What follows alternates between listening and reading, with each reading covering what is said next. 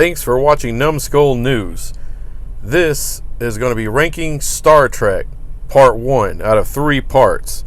And of course, we're going to start with the absolute worst. The bottom 3 pieces of crap that have no business in Star Trek at all. Thanks for watching. However, the transporter is rarely used after 0200 hours. Taking the captain's yacht out for a spin? 7 metric tons of ultrinium explosives, 8 tetryon pulse launchers, and 10 isomagnetic disintegrators. Looks like you're planning on doing some hunting. Well, they don't plan on making a good movie. I mean, Insurrection would have been better as a 45-minute episode in The Next Generation. It has no business being a movie.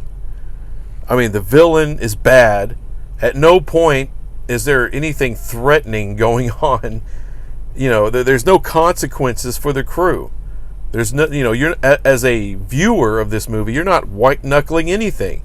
You're just kind of breezing through, waiting for the, you know, inevitable finale of the dead bad guy, and you save 600 people that can live forever on this special planet.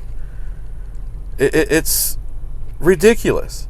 And remember, this movie was made when you had DS9 doing some epic stuff and the Dominion War going on. And in this movie, they allude to the Dominion War. But I would much prefer Insurrection have something to do with said war. You know, maybe have a little crossover with DS9. You know, maybe some scenes with Captain Sisko and Captain Picard. That would be awesome. But do we get that? No, we get some sorry-ass, suck-ass villain. You know, that's not going to scare a kitten. He just sucks. And what's, you know, what's the payoff? I mean, the only thing that's threatened is 600 people having to move. That's it. There's no reason for this movie. No reason at all. There's so much they could have done to make this really, really cool. But they decided to take the easy way out and make it just a turd floater, man. That's all I could tell.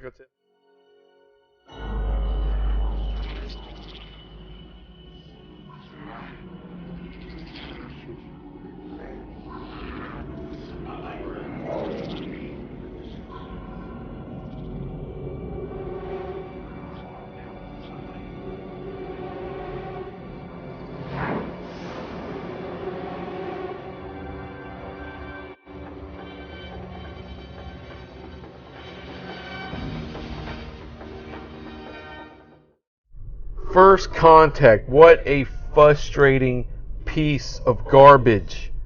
On what they do to my beloved Borg, one of my favorite enemies in all of sci-fi. You know, instead of having a hive mind, you have what? A freaking Borg queen? You know, some bitch that overacts everything. I mean, my God. Oh, I hated that because I love the hive mind. It's a great concept. But no, let's just screw that up. And now the Borg just inject you in the neck like a vampire or something. Inject you with these nanobots or whatever, and turn you into a Borg drone right there off the bat. And that's not what happened to Picard when they turned him into Locutus. It was kind of frightening and sad what they did to him. I mean, you take somebody apart piece by piece and replace them with this technology.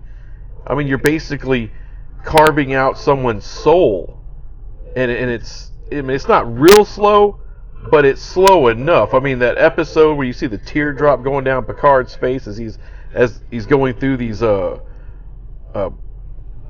Borg operation, man, that was so effective in the show.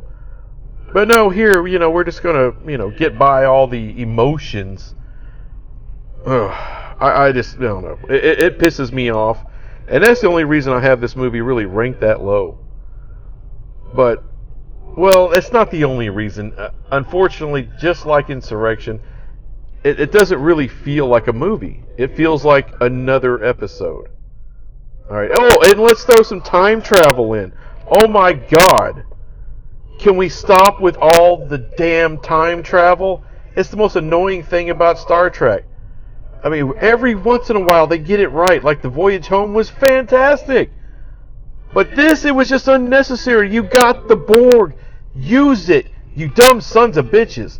Oh, let's go back in time and let's... Oh, it's just frustrating. It's frustrating. You know, when you see the Defiant there, and that's super cool. But, just worthless, man. Worthless. Anyway, on to the next piece of crap. In a distant corner of our galaxy, a secret observatory is attacked. A brilliant scientist is found. Outside of watching Captain Picard and Captain Kirk team up to take on a mediocre bad guy, there's really not a whole lot to love about Star Trek Generations. And of course it suffers from the same thing the last two did. It felt like I'm watching another TNG episode.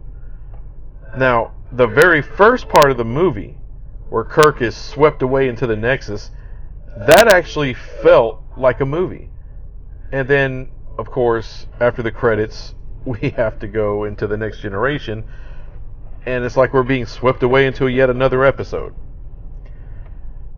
I mean, you get another one of these wacky plot points. You know, you gotta find a way to get Kirk and Picard together, so you come up with the Nexus, which I guess is okay, but it just feels like some kind of construct you would find in a Next Generation episode. And by the way, I love the Next Generation. It's one of my favorite TV shows. But it's not a movie. It's just a TV show. I don't know. That's my big problem with these, you know, with really most of the Next Generation movies. I mean, they're just big letdowns. And why destroy the Enterprise? You know, it's some callback to the Search for Spock. You know, do something original. And if you got to have the Enterprise be destroyed, you know, have the Borg do it. You know, some great villain do it. In a way that it really matters. You know, you're talking about saving the universe or saving the Earth. I don't know. It's frustrating. I mean, that's the big takeaway from all of these TNG movies, especially these first three. They're frustrating because there's so much to work with. There's so much material, and you could draw material from Deep Space Nine. But no, you know, they just got to find ways to cheapen it, to make it boring.